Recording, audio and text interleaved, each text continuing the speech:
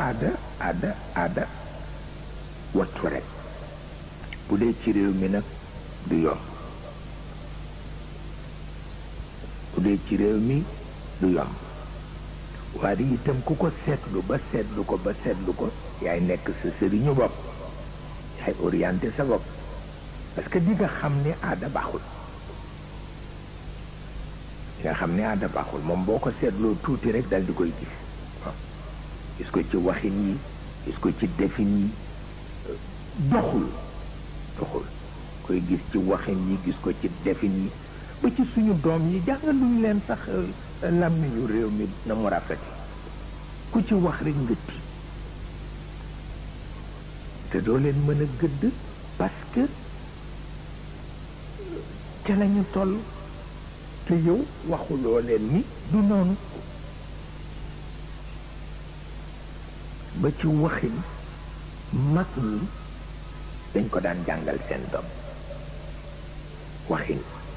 parce que par exemple ku mel ni Haj Bekay Seck bu Ndar na nga waxtaan ak moom ku mel ni Samba Kor Fall na nga waxtaan ak moom dañuy gis seen làmmiñ ñi dañu ko liggéey parce que nit dinañu ko liggéeyal làmmiñam ba su waxee du la choqué jamais du la choqué nit it dinañu sàggane làmmiñam ba lu mu wax rek mu choqué kooku baaxul lu mu wax rek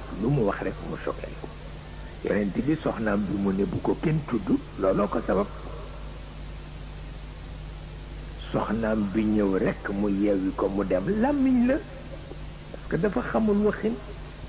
te kooku di toppandoo ñëw may ko yonent bi te jàngalu ko waxin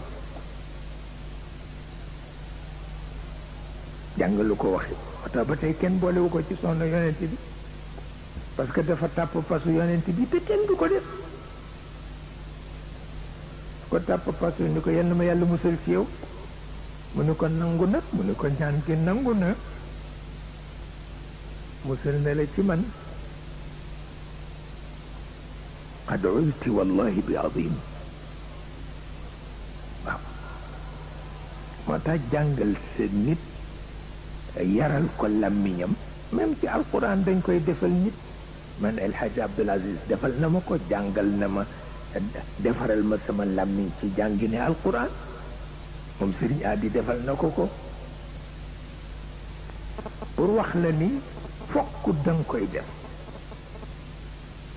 parce que mag ñooñu nga xam ni ay aristocrate lañu woon lu leen choqué dafay gaaw parce que bëgguñu ko yiwati lu leen choqué dafay gaaw parce que bëgguñu lu yiwati mais am na loo xam ni kenn du ko wax am na loo xam ni kenn du ko wax wala buñ ko waxee bopp rekk ka ko wax tooñ na loo xam ni kenn du ko wax ba léegi ci waxee ni caaxaan yi sax mag ñi dañ daan wattu daawuñu wax mukk ëtt parce que c'est choquant diggu kër la ñoo wax yooyu yëpp dañ ci àggoon daawuñu wax ron lal suufu lal rek la ñu daan wax parce que ron lal c'est choquant ça il faut le dire wala ginaar ma lekk fa ginaar nanguwuñu ko parce que dafa diis ganaar rek la noo wax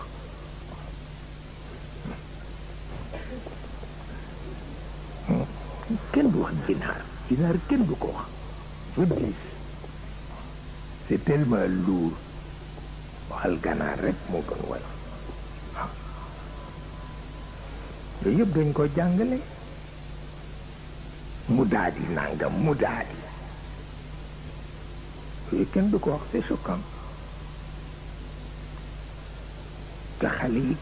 kenn yeewu leen ci yooyu koo waxal rek mu ne mu daadi nangam kooku du wax wolof ba tax na yonent bi yooyu yëpp bu dee taxaw di wax ni ana afsaxu man nataqa bi daad nee na kuy tudd daad maa la ko daq wala daalin di ko tagge boppam ndax ni mu mën a tugg daad te yow ngay taalibe mënuloo tudd daad kooku c'est choquant baaxul te moo ko daan tiitaru ana afsaxu man nataqa bi daad ñiy tudd daad ñëpp maa leen ko tax waaye wane may yàlla ci moom mais wëlbati sa làmmiñu njaboot farata la lu ko mooy ci lu choqué nit rek lay nekk te baaxul xaw ma nag façon boobu nu ñuy def ba gën ko yokk dëgg la nag gis naa ñu ci jot naa ci kayit yu bare ñu ci dugg di ci liggéey mais est-ce que nit ñi dina leen déggal parce que yow mi liggéey nga ci jot naa téere yi nga ma ci jox su papa liggéey na ci gis naa li mu ci def ñi ci déggoog yéen liggéey nañ ci mais est-ce que nit ñi dinañu ko déggee noonu foofu la problème bi nekk te il le faut absolument parce que wax bu neex lu neex la waaw wax bu neex lu neex la mais wax buy choqué